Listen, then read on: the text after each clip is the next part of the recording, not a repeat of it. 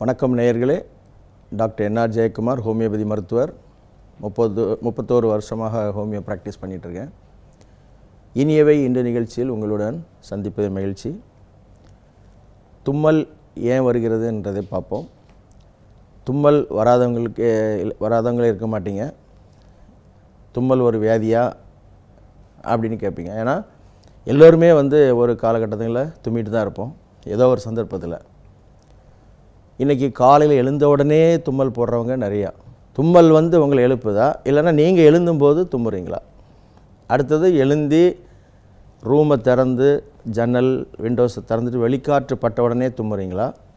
அதே நேரத்தில் தும்மல் வந்ததும் நேராக போய் தும்மல் தண்ணியில் போய் கை வச்சதும் ஃபேஸ் வாஷ் பண்ணுறதுக்கோ ப்ரஷ் பண்ணுறதுக்கோ கை வச்சதும் வருதா?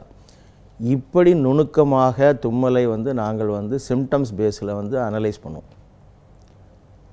Morning on waking, after rising, while touching the water, இப்படியெல்லாம் அதை கண்டுபிடிச்சா தான் அதை கரெக்டான சிம்டம்ஸ் பேஸில் ட்ரீட் பண்ண முடியும்.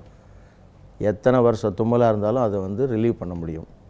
தும்மல் எதனாலலாம் வரலாம் அப்படின்னு பார்த்தா நமக்கு எல்லாமே தெரியும். காமனாக ஒரு dust, pollution, AC, cool drinks, ice cream, ice water இது மாதிரி எதாவது குடிக்கும்போது தும்மல் நிறைய பேருக்கு வரலாம். இப்போ சீசனல் ஃப்ரூட்ஸில் நல்லா அந்த வாட்டர் கண்டென்ட் ஃப்ரூட்ஸு, ஜூஸஸ் எல்லாம் எடுக்கும்போது இன்னும் நிறையா அதிகமாக தும்மல் வரும்.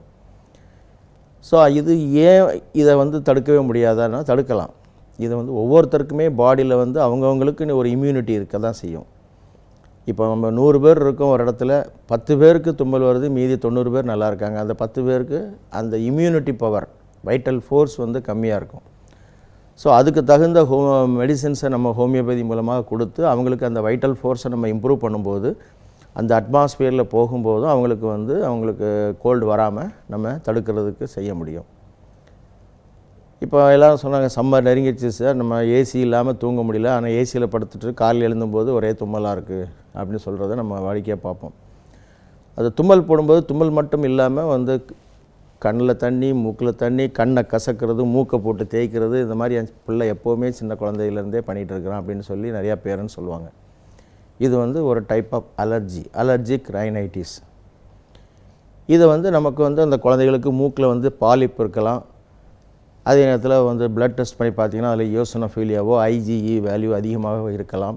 இதெல்லாம் நம்ம தெரிஞ்சுக்கிட்டு ட்ரீட் பண்ணி அந்த குழந்தைக்கு தேவையான வைட்டல் ஃபோர்ஸை, எதிர்ப்பு சக்தியை இம்ப்ரூவ் பண்ணி ஹோமியோபதி மூலமாக கொடுக்க முடியும். கொடுக்கும்போது அந்த தும்மலே வராமலே போயிடும்.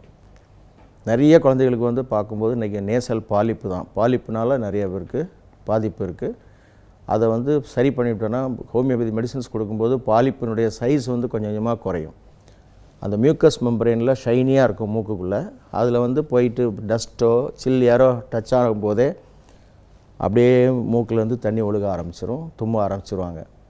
ஏன்னா நம்ம பாடி எந்த ஒரு வெளியில் உள்ள ஒரு தேவையில்லாத பொருளை அக்செப்ட் பண்ணாது. அதை ரிமூவ் பண்ணுறதுக்கு தான் பிரெயின்லேருந்து வர்ற சிக்னலுக்காக தும்மல் வரும். இதை நம்ம உடனடியாக நிறைய பேர் இந்த விக்ஸு, அமிர்தாஞ்சனை வச்சு தேய்ச்சி விடுறது, உறிஞ்சிக்கிறது, இதெல்லாம் டெம்பரரி மேனேஜ்மெண்ட் பண்ணிக்கிறாங்க. பட் நிரந்தரமாக ஹோமியோபதி மூலமாக மருந்து எடுக்கும்போது கண்டிப்பாக அது நிரந்தர தீர்வை நம்ம கிடைக்கும். அலர்ஜிக் ரைனைட்டிஸ், இந்த நேசல் பாலிப், இதில் சைனசைட்டிஸ் உள்ளவங்களுக்கு நிறைய பேருக்கு இன்றைக்கி சைனஸும் இருக்குது. அவங்களுக்கும் இந்த தும்மல் ப்ராப்ளம் நிறையா உண்டு. அதே நேரத்தில் சிலர் இந்த ஹே ஃபீவர்னு சொல்லுவோம், டஸ்ட்டு, பொல்யூஷன் இதெல்லாம் போகும்போதும் அவங்களுக்கு பாடியில் அல்லது ஏதோ ஒரு அந்த கால சூழ்நிலைகள் மாறும்போது பாடியில் ஒரு பாடி பெயின், ஃபீவரிஷ், தும்மல், கோல்டு அப்படி வரும். இது ஹே ஃபீவர் அப்படின்னு சொல்லுவோம்.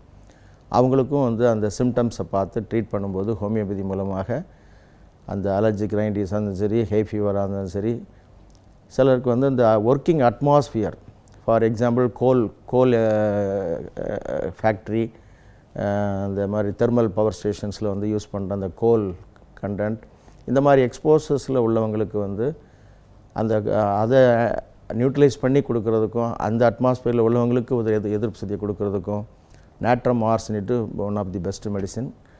அதே மாதிரி இப்போ சில் ஏர் பட்டதும், காற்று பட்டவுடனே சிலர் பார்த்திங்கன்னா வெளியில் கொண்டு போனாலே பிளாங்கெட் போட்டு குல்லாலாம் போட்டு குழந்தைகளை வந்து கவர் பண்ணிட்டு போவாங்க. ஏன்னா சில் காற்று பட்டோடனே தும்மல் வந்துடுது அப்படின்ட்டு. அவங்களுக்கெல்லாம் வந்து சைலீஷியாங்கிற மருந்தை கொடுத்தா அற்புதமாக குணப்படுத்த முடியும் ஹோமியோபதியில். இப்படி வந்து சிம்டம்ஸையும் பார்க்கணும்.